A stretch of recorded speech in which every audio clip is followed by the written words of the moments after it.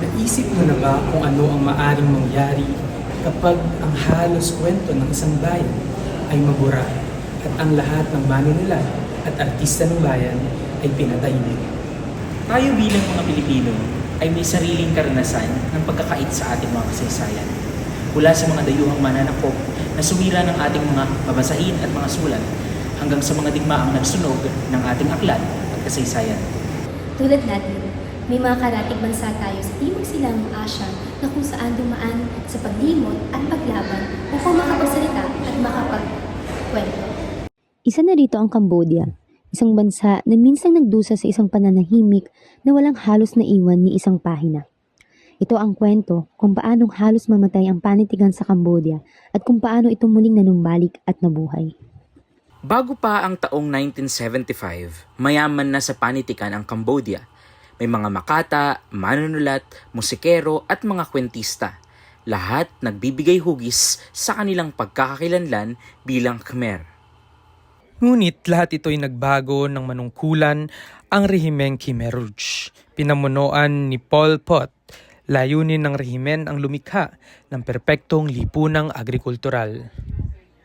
Winasak ang mga lungsod, isinara ang mga paaralan, pinatay ang mga intelektual, maging ang pagsusuot ng salamin ay kinamatay ng ilan.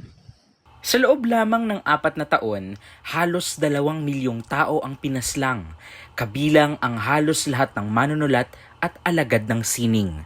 Hindi lang tao ang pinatay, kasamang namatay ng mga artistang ito ang kasaysayan at maging alaala ng kanilang mga obra.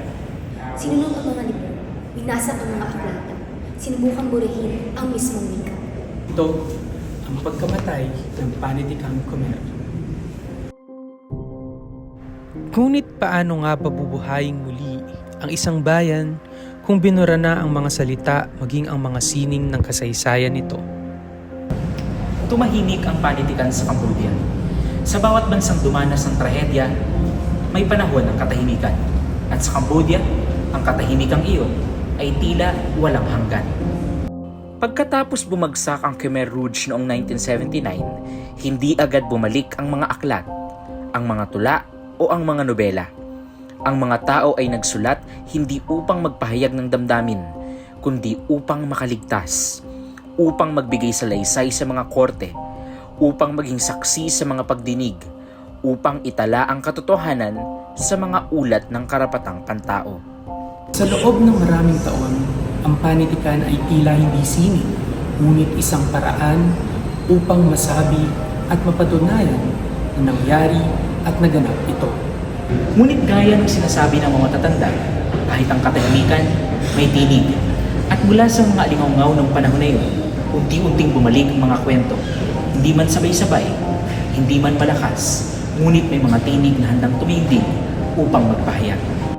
Isa sa mga unang tinig na ito ay si Lang U, isang batang nakaligtas sa ilalim ng rehimen.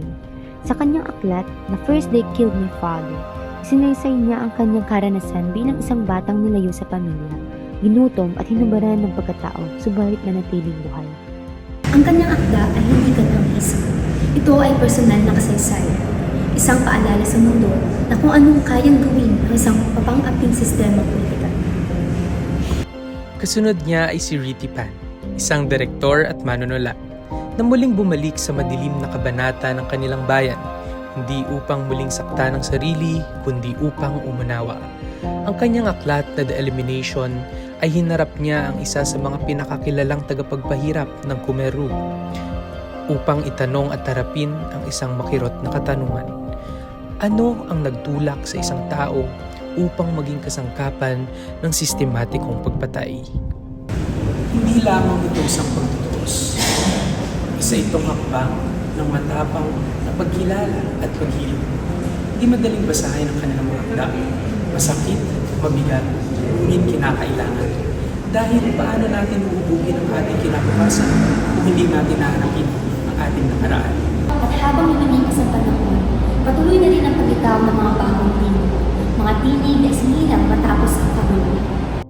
Ang makata't manunulat na si Sok Chan Pal ay nagsusulat ng mga maiikling kwento tungkol sa karaniwang kabataan sa lungsod, ang mga pangarap, pagkabigo at pag-ibig sa panahon ng mabilis na modernisasyon. Samantala, Si Pao Tuy, isang Cambodian American, ay nagdadala ng panitikang Khmer sa mga bagong espasyo. Sa kanyang mga tula, pinagsasama niya ang Ingles at Khmer upang ilarawan ang pakikibaka ng mga migrante, ang hinahanap na pagkakakilanlan sa pagitan ng dalawang mundo, at ang sugat ng lahing ipinanganak sa panahon ng gyera. Mayroon din si Jean-Baptiste Fu, isang artistang queer na naglahad ng mga kwentong matagal nang ipinagkait sa pampublikong diskurso, ang karanasan ng mga LGBTQ+ na Cambodian, ang trauma ng paglikas at ang katahimikan ng mga pamilyang nahiwalay ng digmaan. Ngunit hindi palaging nasa formal na aklata ng kanilang mga gawa. Kung minsan, inilalathala sa mga maliliit na zines, binabasa sa kapihan o itinatanghal sa mga alternatibong teatro. Ngunit hindi lamang sa anyo nasusukat ang halaga ng isang akta. Isa itong buhay na alaala, patunay na ang panitika ng Cambodia ay muling nagbabalik at humihinga. Sa puso, Sa alaala, Sa pag-asa. Sa mga panahong pinagbabawalan tayong magsalita, nananatili tayong buhay sa panahong tayo'y nagsisilat. Sa Cambodia, winasak ang mga aklat, sinunog ang mga silid-aklatan, at pilit na pinatahimik ang mga makala. Ngunit kahit gaano kapait ang karahasan, nananatili itong kumakawala. dahil hindi lamang ito kwento ng isang bansa. Ito ay kwento ng mga bayan na piniling mabuhay sa pamamagitan ng at tayo rin bilang mga Pilipino ay may sariling kwento ng katahimikan at pagbangon. Kaya't sa bawat pahina na ating hinaharap, tayo ay nagpupugay at sa bawat titig, tayo ay naninindigan. Ang panitikan ay hindi lamang siling. Ito ay pamana. Pamana ng mga lumaban, pamana ng mga hindi na natin makakausap, ngunit iniwan ang kanilang tinig sa papel. pamana para sa atin at para sa darating pa. Ngayon, tayo ang tagapagpaalala ng kanilang kwento, ang tagapag-ingat ng kanilang alaala. At nasa atin ang tungkulin na ipagpatuloy ang mga amna, ang paglikha at ang pagtindig para sa katotohanan at kultura. Ang alaala ng isang bayan ay nasusulat sa pagitan ng mga pahina. Ingatan natin ito, dahil kapag nawala ito, baka hindi na natin muling matukoy kung sino tayo.